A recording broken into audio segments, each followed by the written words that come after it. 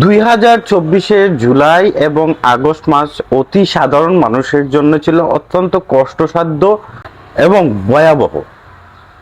এই জুলাই এবং আগস্ট মাসে সাধারণ মানুষের সকল প্রকার সুবিধা থেকে বঞ্চিত ছিল। গ্রামগঞ্জ শহরের প্রতিটা অঞ্চলের মানুষ সকল প্রকার সুবিধা থেকে বঞ্চিত ছিল। সরকার বাহিনীর সকল প্রশাসন মাঠে ছিল। বৈষম্য বিরোধী ছাত্র জনতার সাথে এই সকল বাহিনী যুদ্ধে লিপ্ত হয় জুলাই এবং আগস্ট মাসে। স্বৈরাচারী ফ্যাসিস্ট সরকার তার সরকারি বাহিনী দিয়ে বৈষম্য বিরোধী ছাত্র জনতার উপর আক্রমণ করে হাজার হাজার ছাত্রদেরকে গুলি করে হত্যা করে।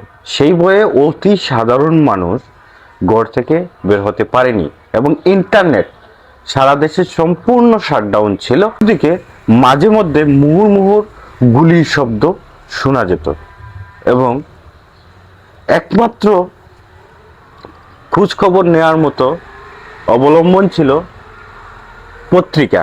শহরে যারা বসবাস করেছে তাদের অনেক অসুবিধায় পড়তে হয়েছে। তারা তাদের প্রিপেড মিটার রিচার্জ করার জন্য কয়েক লক্ষ মানুষের লাইনে দাঁড়িয়েও প্রিপেড মিটার তারা কালেক্ট করতে পারেছিল। ইন্টারনেট নাই মানে বাংলাদেশের বা বিশ্বের প্রতিটা মানুষেরই মনে করেন খাদ্য নাই।